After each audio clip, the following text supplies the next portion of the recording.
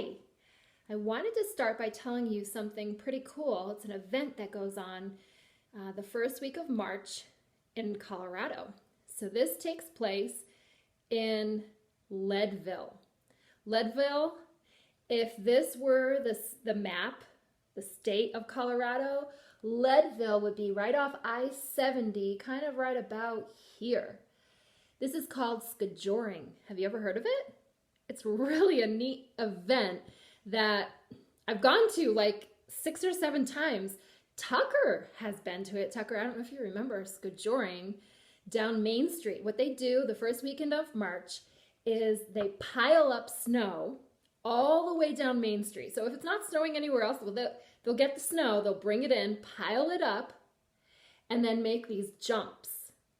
And then horses, you can go into the event and sign up your horse and sign up a skier with a rope, and that horse flies down Main Street and they go off jumps. The skiers go off jumps. Some of them are a little taller than this one, and they have rings that they collect. So they have like looks like a kind of a sword, but doesn't have a point on it.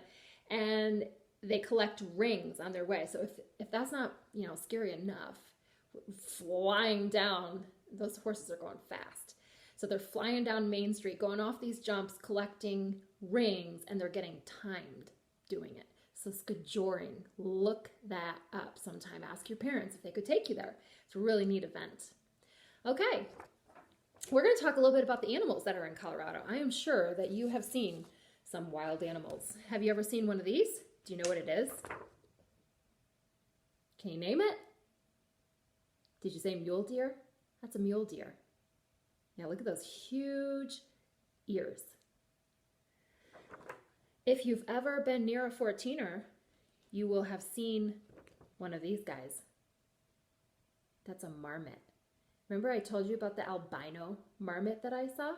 So he was perfectly white. This is what they all look like otherwise. So they can be pretty chubby, and they're found on the top of 14ers, a marmot. Maybe your dad or mom have some clothes that are made from that company marmot, named after that animal. Let me show you another animal that you would find on top of a 14er, a pika. Isn't he so adorable? And I've actually seen a lot of them looking like this, and they squeak. And when I'm up there on those mountains early in the morning, they're just squeaking at me, kind of just like a prairie dog when they bark, and they kind of warn their other friends that there's humans around. That's what they do. And so they're about the size, a little bit bigger than a hamster, a little bit bigger than that. So they're so adorable. Pika we have in Colorado. And maybe you've been fortunate to see one of these. A moose. Very cool, right? Yeah, we have lots of moose. I saw one in Fort Collins going down the street one time. I know, that's crazy. I just found that video just last week and I was like, oh yeah, and it was a baby. He must have been lost. Well, I have seen twins with their mom before. I thought that was pretty cool. A mountain goat. Have you seen one of these? They're on top of the 14er Mount Evans. If you ever get a chance to go driving up to the top of Mount Evans, you can drive up to Pikes Peak in a car, and you can drive up Mount Evans in a car, and you can say, I'm on the top of a 14er on both of those, and you can see herds of mountain goat. That's where I see them all the time. In Estes Park, Rocky Mountain National Park has these guys. Yes, the elk. You can see them on golf courses. You can see them down the streets in Estes. They're in some pretty unusual places at certain times of the year. But in the summertime, they like to go high up into the top of the mountains in Rocky Mountain National Park. So an elk. We just saw one of these from Caden on his wall. An antelope, right? A pronghorn. Yeah, I see these as you go. Mostly I see them when I go up towards Wyoming in the open fields. I think I've only seen the tail of one of these guys before. A mountain lion. Ooh, I don't want to see one of those unless I'm in my car. And then I still don't know if I want to see one of those. Have you ever seen one before? Ooh, Do you know anyone that's ever seen one before? I always like to ask people that have lived in Colorado for a long time if they've ever seen one of these mountain lions.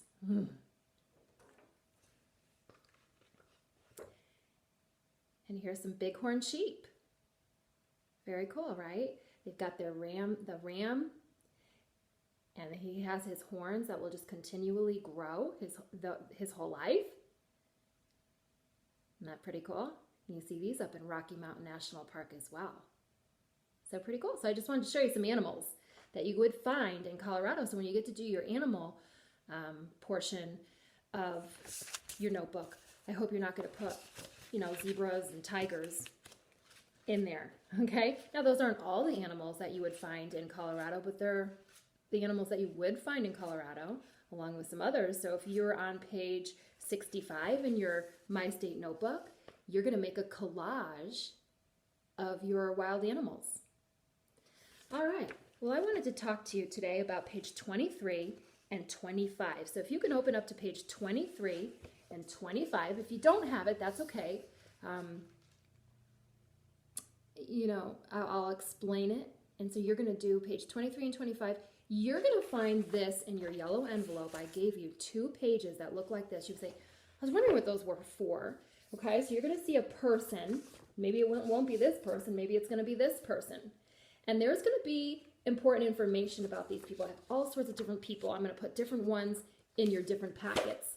Okay, so here's the person, when they were born and when they died. Where were they born? They might not have been born right away in Colorado. They might have been born in Europe and then came over and did something important in our state. So if you have one of these people, your job is to find, what did they do important in my state? And so you're going to read about it on the back. It has information. And you're going to scope out that information. And in your own words, you're going to write why, what important thing did this person do for Colorado? Okay, so you're going to find that. Who was this important person? Make sure, again, you spell their name right. Everyone wants their name to be spelled correctly. When did this person live? There's dates right up there. They lived from, okay. What important thing did this person do for your state? And you have some extra room to write a couple of good, complete sentences. Because remember, you may have never seen this person before that's in your yellow envelope. And so we want to get some information, not just one little blip that doesn't mean anything, okay? When I'm done looking at this page, I should be able to tell that you looked and you kind of understand, oh, wow, I didn't know that person did that for my state. That's pretty important. So you're going to write some important information here. Now remember, when you do these pages, there's 2 of them for historical figures. When you do them and you take pictures and you show them to me, that's part of your grade. Okay, so make it great. By the way, you did an excellent job on your places. I forget what it's titled as, but you did an excellent job on, and I'm never going to be able to find it now. It's true, I can't. It must be past historical figures, the famous landmarks. You guys did I was very impressed with that. So thank you guys. I know you can do it with historical figures. You're going to go back a couple pages. So that's where you'll find that, page 23 and 25. Okay?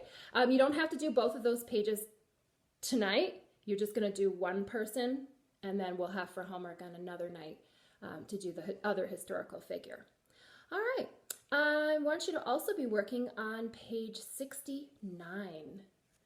Okay, so page 69, you have sports. Ooh, you were waiting for this one, weren't you? Okay, so you can start working on your sports. Right here, it has a direction on the side. It says, direction, make a picture collage of the sports in your state. Remember what we talked about that a collage would look like? And so let me just show you again. Make sure that it kind of looks like that. You have lots of pictures, plenty of pictures. You don't have to make them all going straight. You can kind of be creative, be artsy about it. I love artsy, okay? And so you're going to do that with sports. Now, We know of a bunch of different sports that you could probably name that you watch on TV, or maybe you've been to a sporting event, but you could also, this might answer some of your questions, you could put a sport like this, snowshoeing. You could find somebody snowshoeing. How about somebody whitewater rafting? Now these are huge pictures, don't put one of these. Remember we talked about that, making small pictures. But you might see somebody whitewater rafting. Oh, here's somebody that climbed, this is not me. This is just somebody that climbed one of our 14ers, our highest peak, Mount Elbert. Look at the view. That is what I go up there for. Look at that gorgeous view. And it's all the way around you. So you just keep turning around and that's what you get to see. And it's different mountain scenes on each mountain. It's beautiful. And then maybe you've seen this or heard of this, a yurt. Kaden, I know, has been to a yurt. And so you go in one of these. I love doing this for Thanksgiving. I go snowshoeing to them. And then you go in there and it's freezing cold. But you see that there's a little smokestack. And then under here, they keep the firewood, the chopped wood. And you bring it in and you start thawing out. And pretty soon it gets so hot in there from the little wood stove that you almost want to open the door. I've had to do that before. They usually have a little thermometer in there and it can get like 98 degrees. So it goes from freezing cold when you arrive because there's no heat. Nobody could turn the heat on for you. But once you get that wood stove going and you're cooking your food, it gets really toasty warm. There's bunk beds in there and you bring your own backpack with your pillow and your blanket and your sleeping bag and you can stay there for a few days. It costs money. In the summertime you can stay there and you can grill outside. There's usually a picnic table up here. It's just a lot of fun. So this is called a yurt. That's a sport, going yurting. Okay? All right, that's all we'll talk about today. I think that was it. All right, thanks.